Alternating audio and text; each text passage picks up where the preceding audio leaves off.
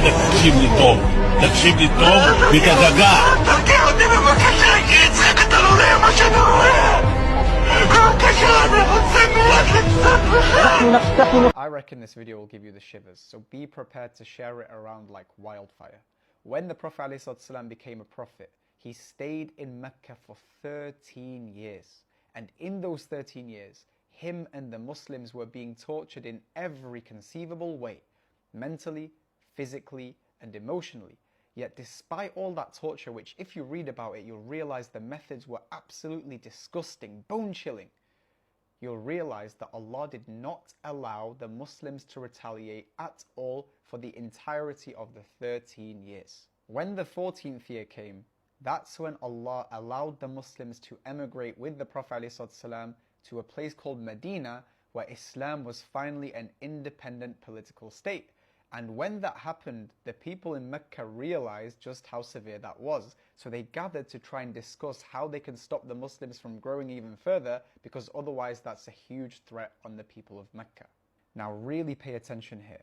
Iblis himself, Satan, took the form of a human being, went to Mecca and riled its leaders up to prepare an army to go and attack the Muslims. And around that same time that happened, Allah revealed a revelation in Medina, allowing and finally giving permission for the Muslims to be able to fight and retaliate. So what ended up happening was that Mecca prepared an army of 1,000 people, led by its leaders and Iblis himself, marching towards Medina. And in Medina, at the time, there was only 300 Muslims. To cut a long story short, when the disbelieving army got close to the Muslim army, suddenly Iblis, who was in the form of a man, ran away as fast as he could.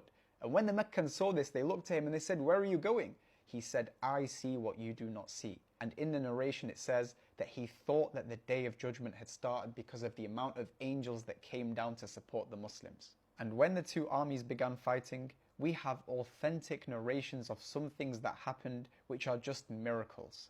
For example, one companion would swing his sword, and before his sword would even touch the disbeliever, his head would come flying off. In another narration, another companion had a sword which broke during battle, and the Prophet ﷺ told him to pick up a twig that was next to him and to swing. And when he picked it up and swung, that twig turned into a real sword that he used for every other battle until the end of his life. And that is the context behind this incredibly powerful verse you see behind me. So now let's go through it and make it relevant to everything we're seeing happen in Palestine right before our eyes.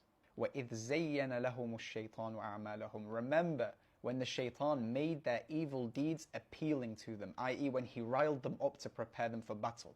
وَقَالَ لَا غَالِبَ لَكُمُ الْيَوْمِ. That there's not going to be anyone that's going to destroy you that day.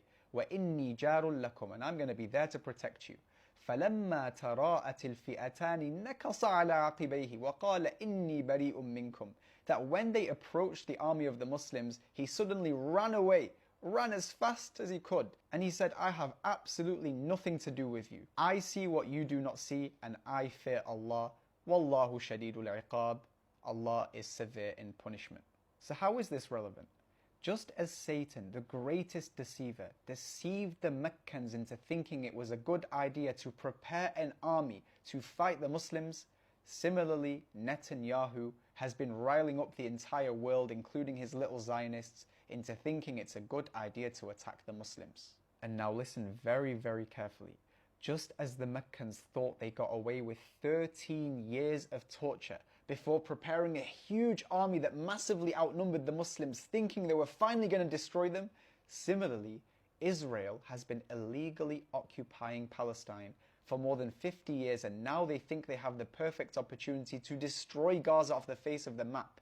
And just as the disbelievers at the time, the Meccans, were obliterated by small number and an army from Allah that they could not see, similarly, they too will suffer and will be destroyed, as they've already been complaining about seeing ghosts. So know, O Zionists, that when Allah says, وَأَنزَلَ جُنُودًا لَمْ تَرَوْهَا, that He sends down forces that you cannot see, know that you're not just fighting the Muslims, you are fighting Allah and his deen, and you will be destroyed, and we are all here waiting eagerly to witness that happening right before our eyes.